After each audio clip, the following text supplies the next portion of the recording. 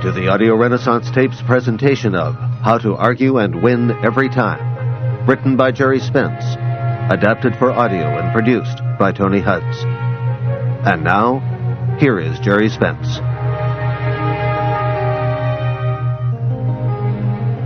Hello. Argument is my profession.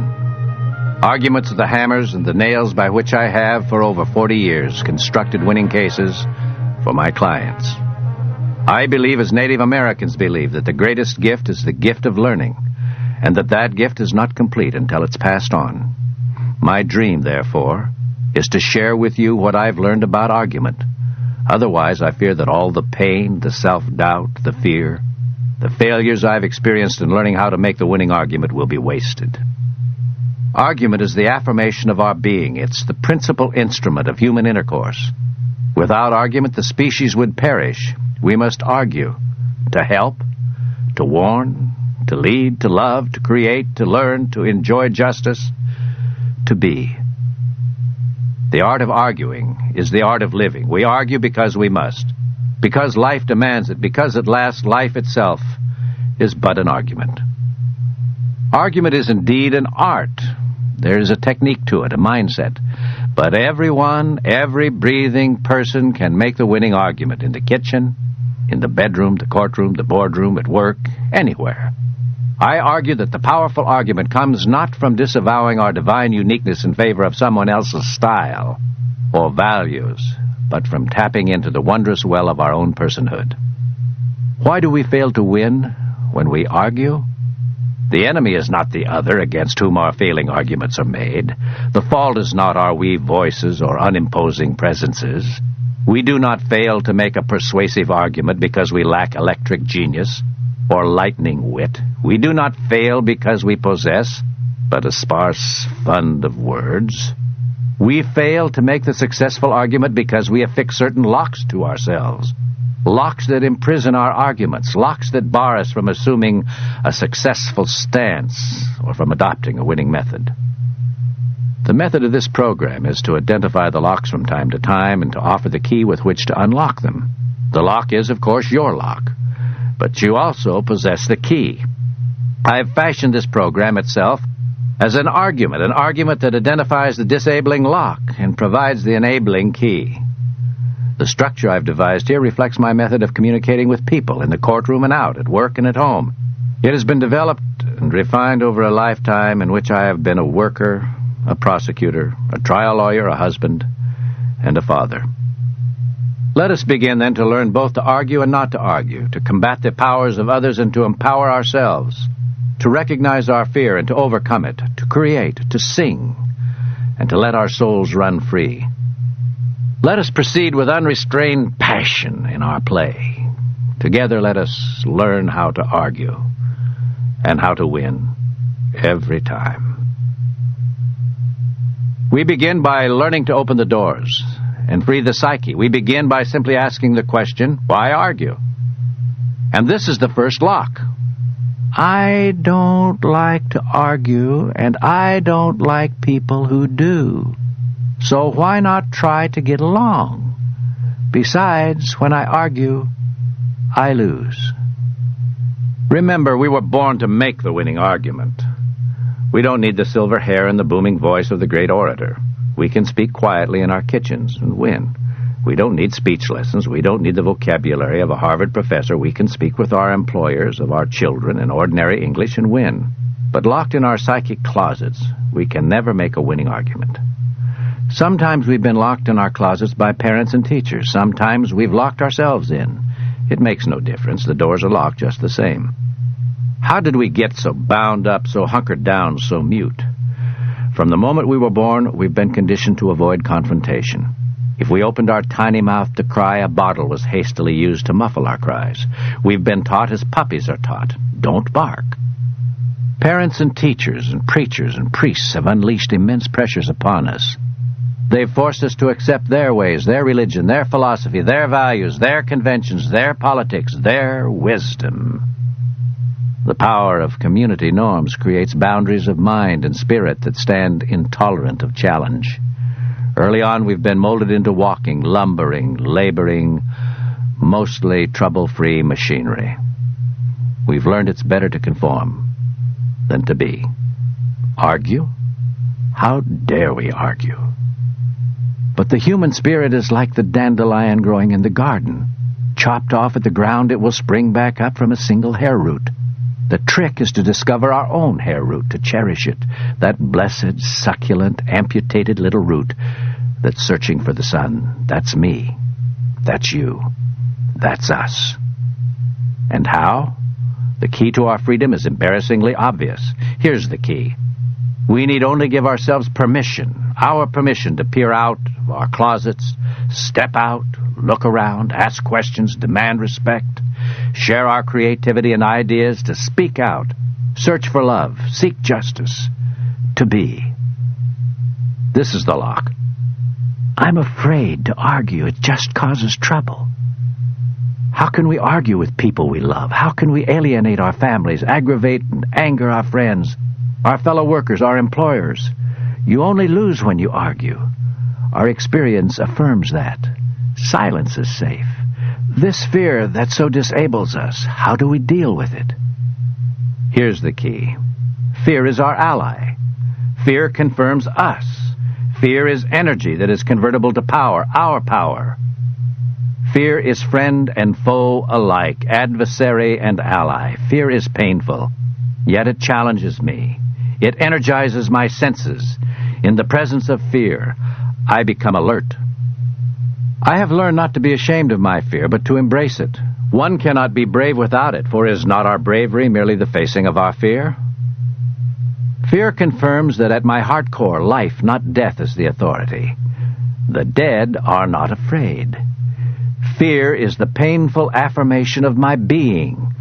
To affirm myself is to experience the courage to make the argument, for all arguments begin with me. To affirm myself is, as Paul Tillich once argued, the courage to be.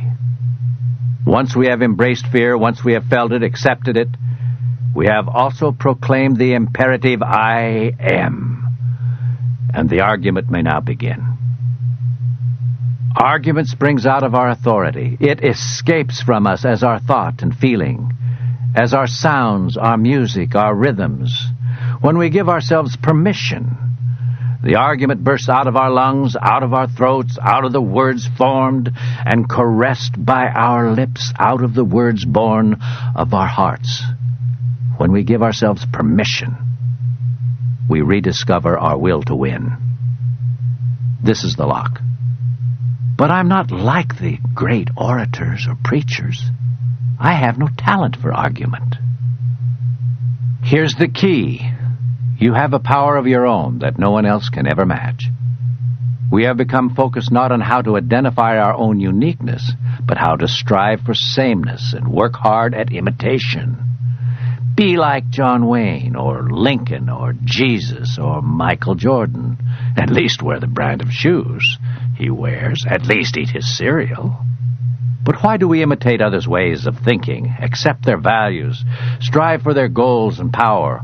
Why do we relinquish our own authority to a church, to a political party, a creed, or an employer? By seeking to become like them, do we not cast aside that which makes us valuable beyond all comprehension? The perpetual quest for acceptance as part of the social machinery is a form of psychic self-destruction. I am repulsed at the thought of our need to conform, to give up that which distinguishes us from all of the others. How can one argue at all if one does not argue from one's own authority? When we imitate another, we murder ourselves, and thus dead are as powerless as the dead. As the imitators, we are fakes, and the counterfeit is valueless. When my argument begins with me, when it emanates from my authority, it will bear the fingerprint of my personhood. That print, like my physical fingerprint, is distinguishable from all others in the history of the world. The key to the winning argument is to understand that and to believe it. The great quest is to find the individual soul print, the singular stamp that belongs only to us. This is the lock. Why should anyone listen to me? Here's the key. You are your own authority. That's enough. In this country we repose a certain faith in the wisdom of the common man, for the common man is familiar with life in ways in which many of us are ignorant. Wisdom usually does not fall from high places. The mighty and the splendid have taught me little. I have learned more from my dogs than from all the great books I've read. The wisdom of my dog is the product of his inability to conceal his wants. When he yearns to be loved, there is no pouting in the corner. There are no games. He puts his head on my lap, wags his tail, and waits to be petted. No professor ever told me I might live a more successful life if I simply asked for love when I needed it. The world is overburdened with those who claim to know life's secrets. It's as if I stand on a busy street corner where the great minds of the world and their imitators pass by, all claiming to know the way to Disneyland. Some cannot speak my language. Some are so blinded by their own brilliance they cannot see. Most have never been to Disneyland. The directions some give are incomprehensible. When I ask, "How do I get to Disneyland?" some respond by asking me for spare change. Some point in one direction, some in another. How do I know who on this street knows the way? Only when I've traveled to Disneyland myself can I evaluate the directions given me. In the end, I am for me, as you are for you, the only authority. The acceptance of external authority as my overriding authority blocks all discovery of the self. Such acceptance inhibits all growth and mimics death. For no act is more suicidal than casting aside of one's personhood and replacing it with the alien authority of another. This is the lock. But if I am my authority, then aren't they also theirs? How can I win? Here's the key. A winning argument is possible only when, speaking out of our own authority, we address the authority of the others. Successful argument is a communication between the acknowledged authority of both parties to the argument. That I argue concedes to the other the right to argue back. That I speak and wish to be heard admits the other's right to also be heard. But nothing in the bargain suggests that either should surrender his or her authority. I retain the authority, as does the other, to accept or reject those arguments that are true or not for me. We cannot argue to those who have no authority of their own. Unless the other retains authority, we're arguing to the dead. There should be a sign taped on the refrigerator of every home and on the boss's door in every place of employment. The sign should read, "Please argue with me." In the end, argument is not always combat conducted with words. Argument is often more like intercourse, an activity that is more satisfying and valuable when both parties join in. This is the lock. If I argue, I want to win. Here's the key. Ask yourself, what is winning? Is winning when we force the other to lay down his emotional and intellectual arms and surrender? Do we triumph when the other cries out, "I was wrong, you win"? The old saw, "Sticks and stones can break your bones, but words will never harm you," is false. Words kill, and words maim. Words of rejection, betrayal, hatred, or denial can destroy as surely as a dagger. Words can cause war. Argument is a tool with which we can achieve an end, satisfy a want, fulfill a desire. Argument is the art by which we can connect and interact successfully with the other. Successful argument, therefore, can never be a verbal bludgeon with which we beat the other into submission and surrender. Winning is getting what we want. And if argument is the means by which we obtain from the other what we want, then we must make room for the notion that argument may take multiple forms. Argument may indeed take the form of contest. It may be hostile and aggressive. It may engage in debate.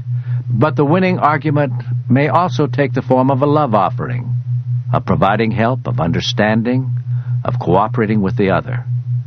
My wife, Imogene, has taught me a great deal about the power of love and acceptance in argument. She has taught me how to win an argument without really arguing. I recall when we had just returned from our honeymoon and settled into our new home. The following morning was my first day back at the office. That evening I was about to return home for dinner, one that I knew Imogene had prepared especially for the occasion, when I decided, no, by God, I was not going to go home. I'd been in chronic trouble in a previous relationship for failing to come home on time without realizing it. I was still engaged in a struggle in a relationship that was over. I went to a restaurant where I met a friend. We sat down to talk over a cup of coffee.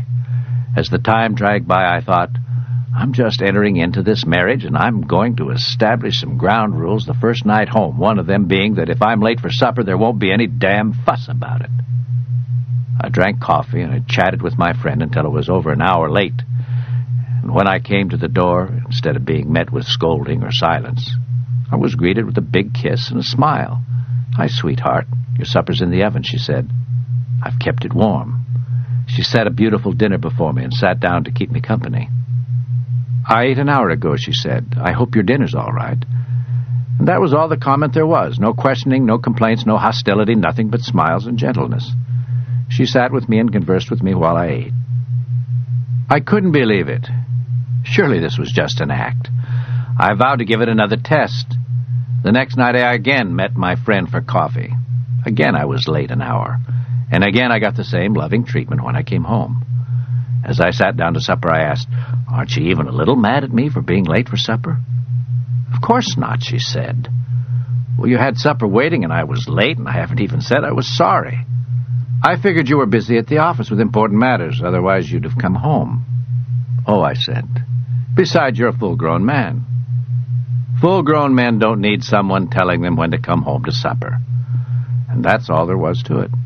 She won our first argument without arguing, and I've never been home intentionally late for supper again in all of the years that we've been married.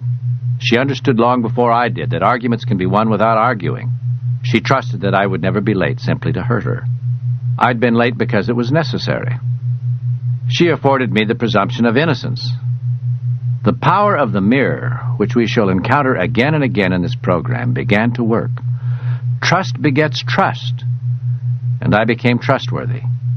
I learned again that night what I had learned so many times before and forgotten as often, that demonstrations of love, whether in the kitchen, the bedroom, or the courtroom, are the most powerful of all arguments. Let me offer a new paradigm of argument. Argument may take as many forms as there are arguments to be made and wishes to be fulfilled. In the end, argument is a means by which to bring about change, a change we seek in ourselves or in others. So seen, argument, in its multitudinous forms, is the most powerful weapon ever devised by man for love, or peace, or war.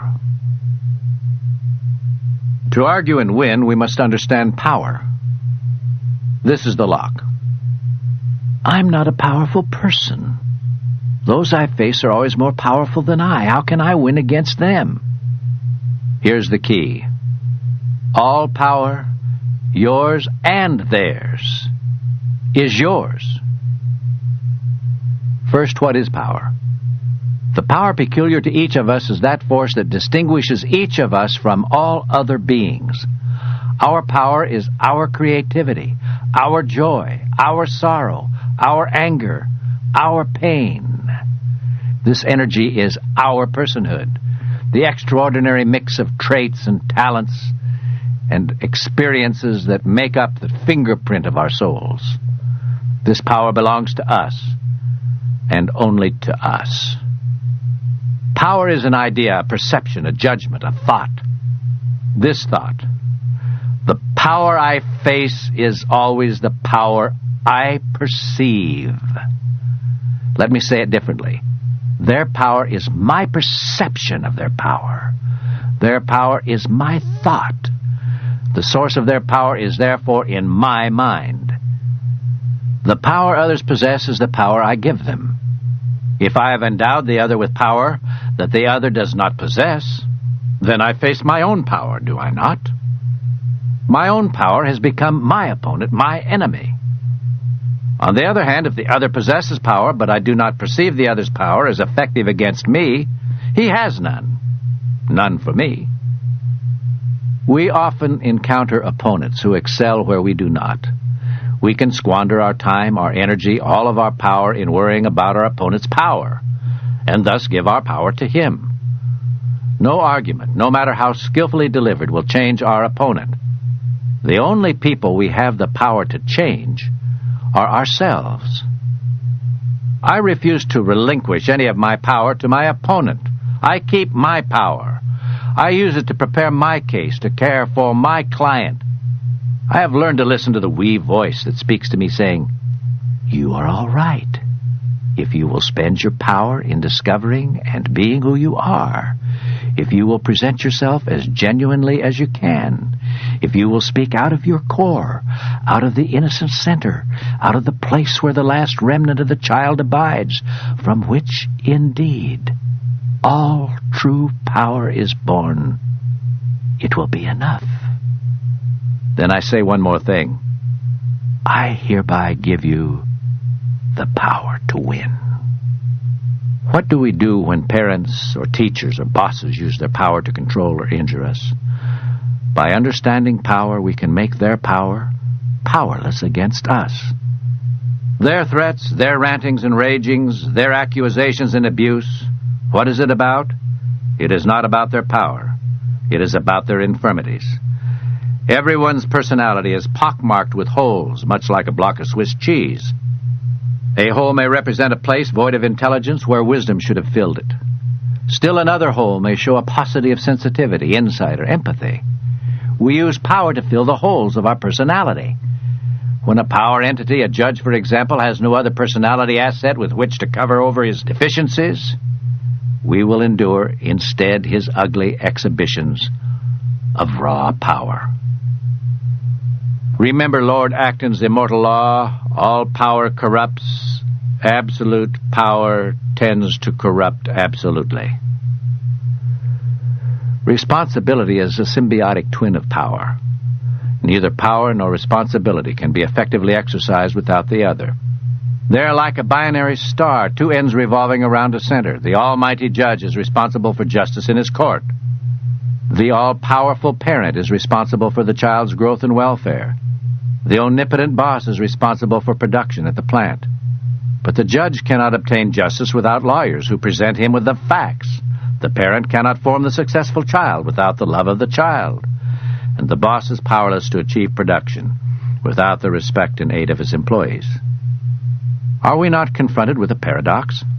Is it not apparent that power is finally vested in the powerless? And the power to aid those in power, those who bear the responsibility, is always our power. Do you understand? And when we exercise our power to aid those who have power over us, we vest ourselves with power. Do we not? Power is like a pistol with barrels that point in both directions. When one with power pulls the trigger against someone with lesser power, the bullets fly in both directions. One fires in the direction of the intended victim, while the other fires into the person who's pulled the trigger. As a weapon, power has little to offer. It germinates resentment and reaps hatred. It fosters the deep and abiding need for revenge.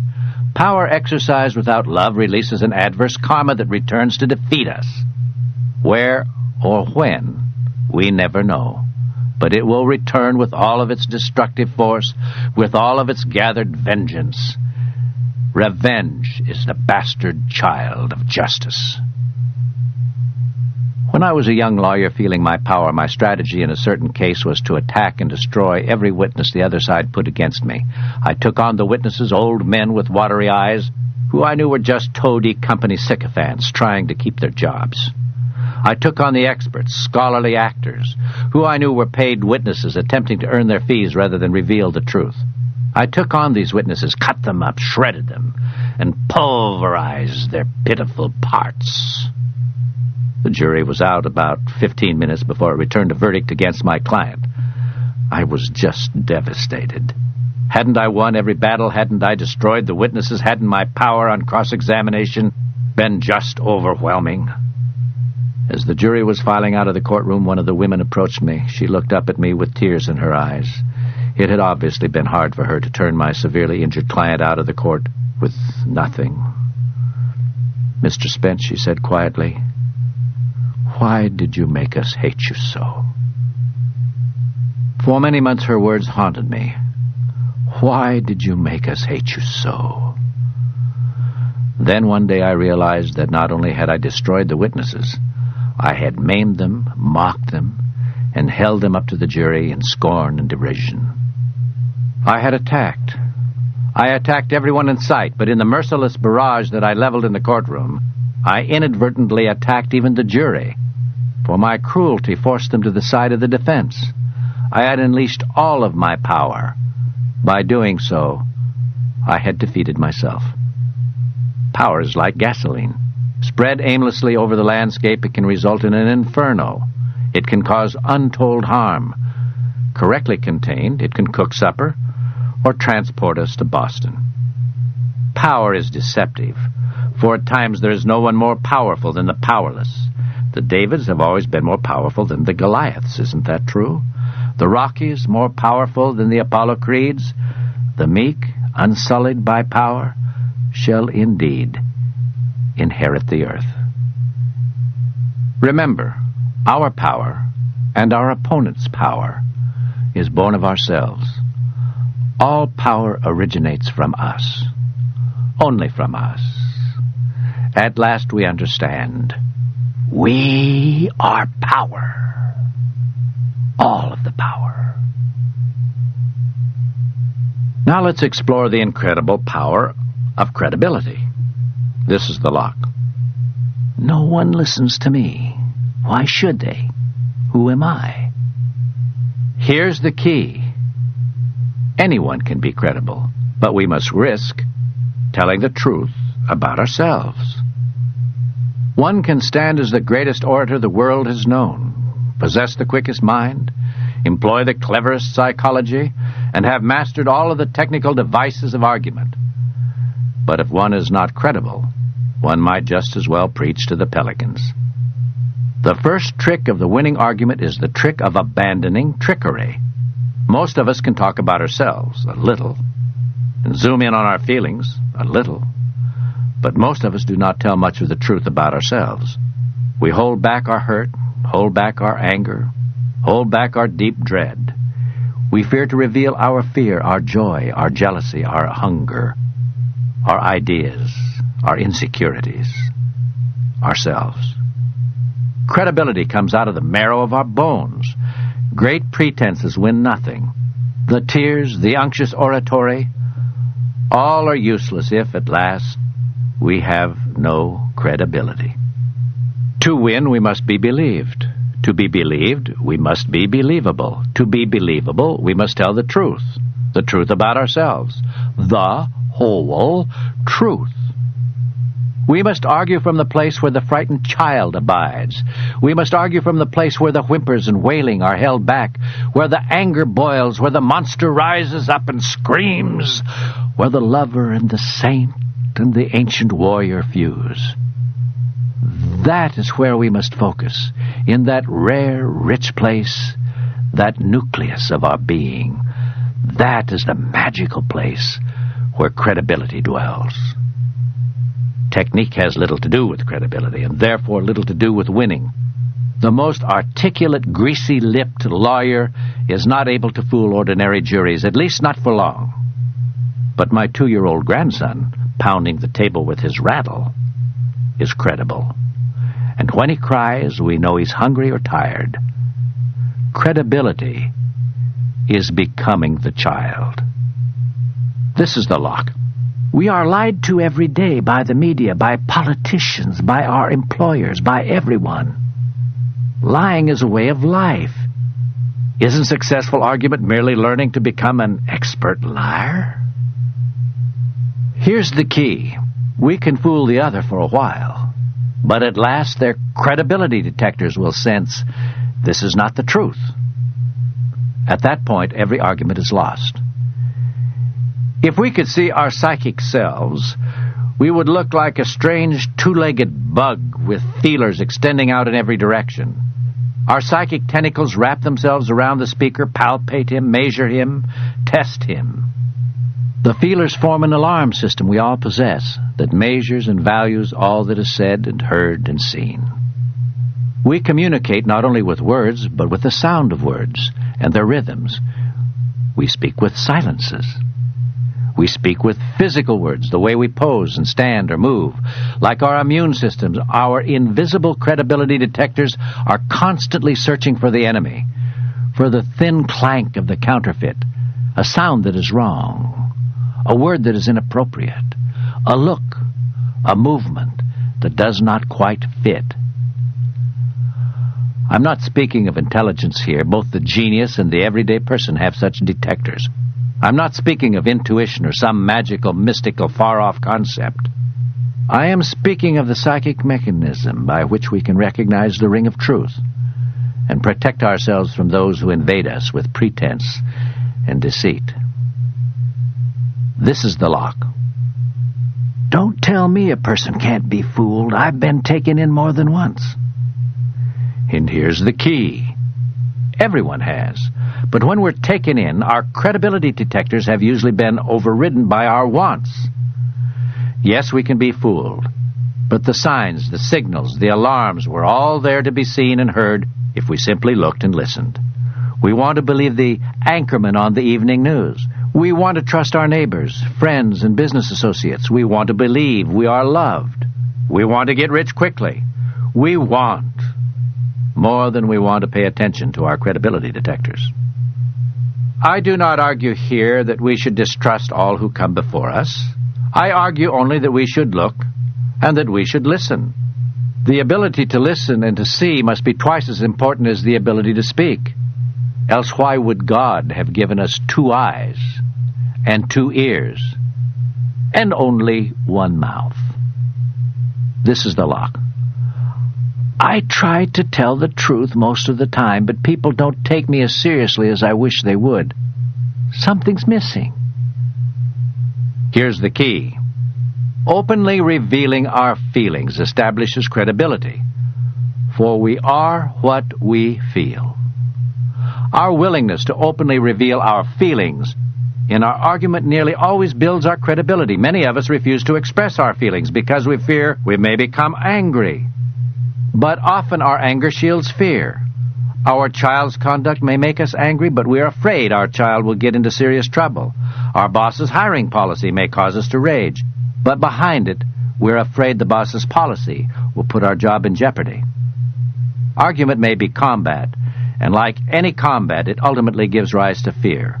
Our fear of losing the argument and the resulting consequences of our loss. This is the lock. Acting. That's what I think argument is really about. You're either a good actor or you're not. I never was good at acting. Here's the key. Acting is simply revealing the truth. Let me say it again. Acting is simply revealing the truth, and to be a good actor, one must be credible. Acting is being. True acting is never pretending. It is instead the process of revealing the truth of the character and the situation in which he finds himself. Acting requires the actor to get in touch with the truth of his feelings, his anger, his joy, his surprise, his sorrow, his pain. When Al Pacino played the blind army officer in Scent of a Woman, he was blind in his mind. He didn't pretend to be blind. When he was deep into his performance, he lost the ability to see. However, unlike an actor, when we argue, we do not have the luxury of rehearsing our performance until it is flawless. We can't ask our wives or employers to disregard our last 3 performances and to stand by until we get it right. If we are pretending, no matter how skillfully and convincingly, at some point the other will perceive that something is awry. At that moment, we have lost the argument. We are believed and the other convinced because we tell the truth about the facts we know and the feelings we experience. This is the lock. So how do I tell the truth? Maybe I don't know how. We've been admonished from childhood to tell the truth. and assured that honesty is the best policy. Yet we've learned that when we tell the truth, we are often penalized. If we tell the truth about the wrong we've committed, be it ever so petty and innocent, we're punished. If we reveal our yearnings, we are mocked. If we admit our love, we're rejected. If we reveal our anger, our opponents strike back with anger. We learn to shy from the truth. Here's the key. Learn to speak as if you're naked. We must all learn to disrobe our psyches. We wear our psychic clothes so we can conceal who we are. We have become a society that rewards not who we are, but how we appear.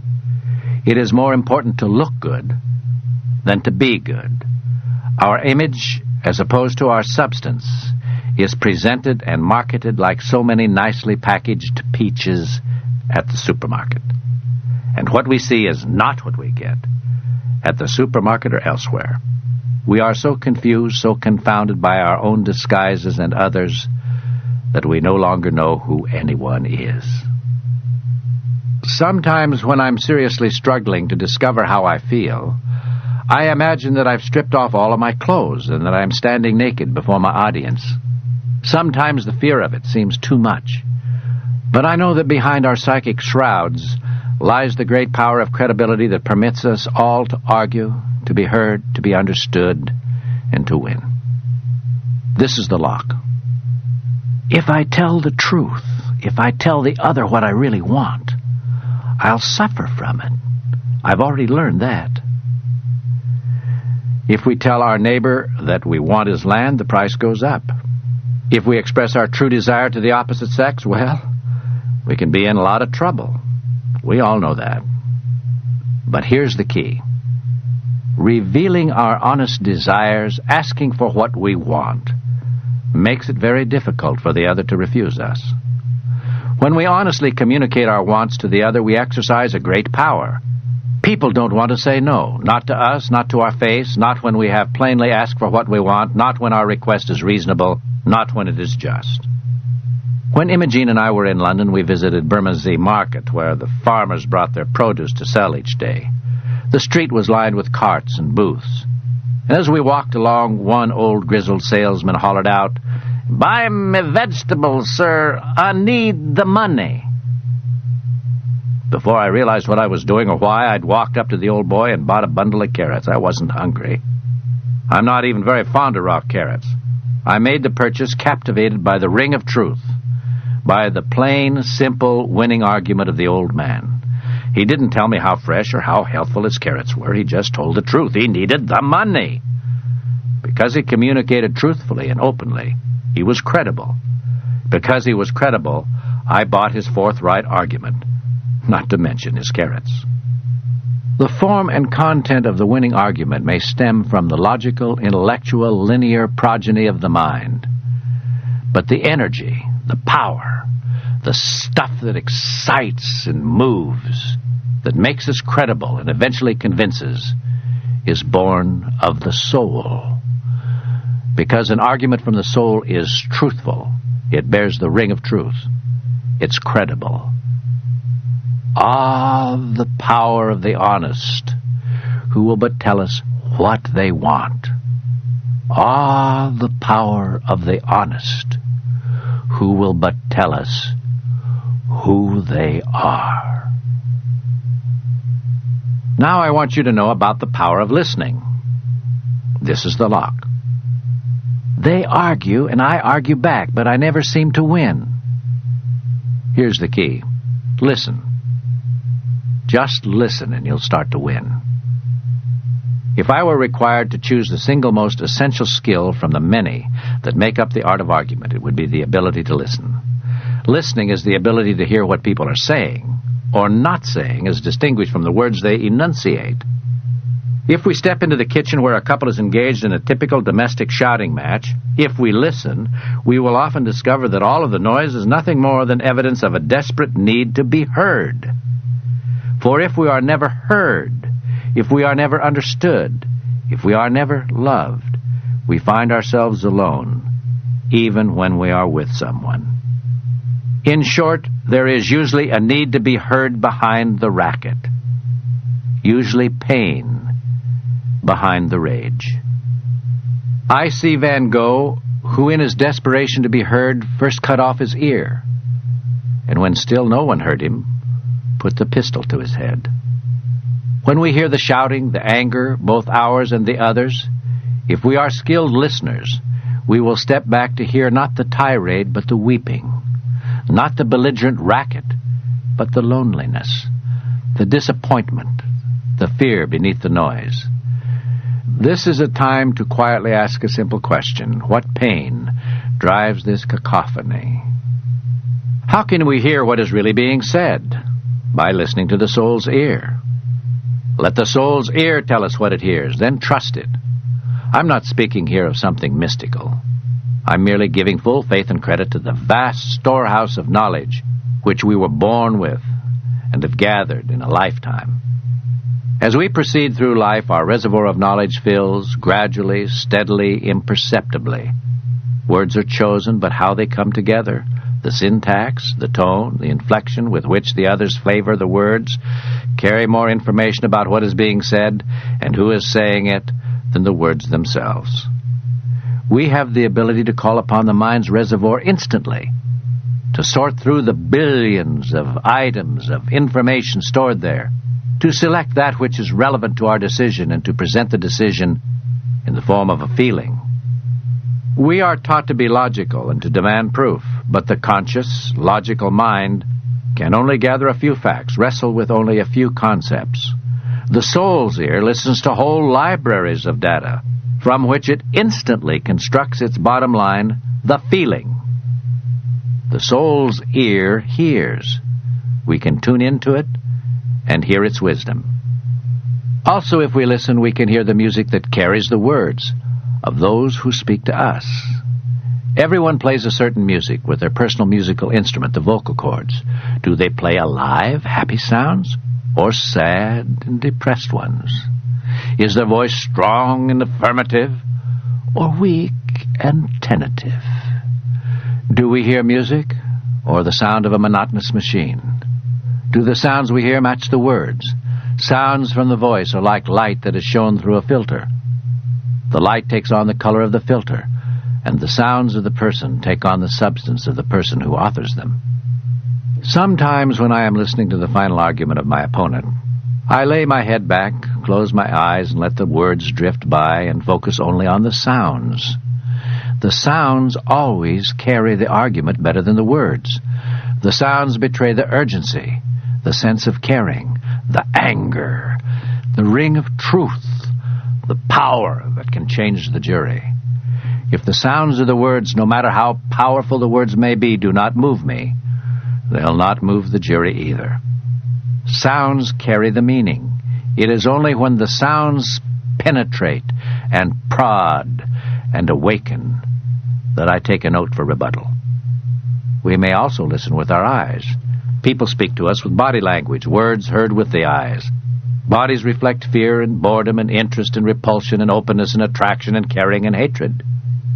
And the easiest way to discover what the body language of another is telling us is for us to mimic the other, and then ask ourselves how we are feeling when we take on the other's body's position. For instance, if we see a person listening to another with his index finger pressed firmly against his lips, we can put our own finger in the same position. When we do, we realize that with our finger hard against our mouths, we are warning ourselves to remain silent and to listen attentively. One can also listen with the eyes by observing what the other's dress is saying to us. What about the flashy tie? A touch of the maverick, perhaps? I know a woman who wears old sloppy bib overalls and a T-shirt for every occasion, even a formal affair. What does that tell us about the woman? We can listen with the eyes by observing the way people walk. Do they slump? Is there a sprightly bounce, a swagger? When I'm in court, I always have an associate keep notes so that I am freed to watch the jurors walk to the jury box. The manner in which jurors carry themselves is a stamp life has placed upon them. I see people shuffle, slither, slink, creep, glide, tiptoe. The way people move is their autobiography in motion.